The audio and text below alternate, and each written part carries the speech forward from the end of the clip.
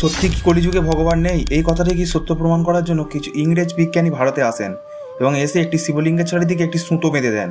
এরপর ওনাদের সঙ্গে এমন ঘটনা ঘটে যে তারা চুপচাপ ভারত ছেড়ে বেরিয়ে যান। আমি কথা বলছি বেনারসের বাঙালিটোলাতে অবস্থিত টিলভান্ডেশ্বর মন্দির সম্বন্ধে, যেখানে আজ থেকে 1000 বছর আগে বিভণ্ড ঋষি কঠোর তপস্যা করেছিলেন এবং তার তপস্যায় মুগ্ধ হয়ে ভগবান শিব তাকে দর্শন দেন এবং তাকে বরদান দেন যে এই যে শিবলিঙ্গটা রয়েছে এটি প্রতিদিন একটি তিলের দানার সমান বড় হতে থাকবে, আর শুধুমাত্র এই শিবলিঙ্গটি একবার দর্শনে মানুষের মুক্তি লাভ হবে। এরপর কিছু বছর পর লোকেরা দেখল যে শিবলিঙ্গটি ধীরে ধীরে খুব বড় হয়ে যাচ্ছে এবং মানুষজন এটা ভেবে খুব ভয় পেয়ে যায় যে এভাবে যদি বড় হতে থাকে তাহলে এই শিবলিঙ্গটি একদিন পৃথিবীকে ঢেকে নেবে, পৃথিবী ধ্বংস হয়ে যাবে। যার জন্য সমস্ত মানুষজন শ্রাবণ মাসে ভগবান শিবের আরাধনা করেন এবং তাদের আরাধনায় প্রসন্ন হয়ে ভগবান শিব তাদের সবাইকে দর্শন দেন আর বলেন আজকের পর থেকে এই শিবলিঙ্গটি শুধুমাত্র মকর সংক্রান্তির দিনই বাড়বে, তাও আবার একটি তিলের দানার সমান। এই ঘটনা যখন ইংরেজ বিজ্ঞানীদের কাছে যায় তারা ঈশ্বরকে মিথ্যে প্রমাণ করার জন্য ভারতে আসে এবং এসে এই শিবলিঙ্গটির চারিদিকে মকর সংক্রান্তির আগে একটি সুতো টাইট করে বেঁধে দেয় এবং পরের দিন মকর সংক্রান্তিতে এই সুতোটি নিজের থেকেই ছিঁড়ে যায় এবং শিবলিঙ্গটি তিলের দানার সমান বড় হয়ে যায়। এই ঘটনার পর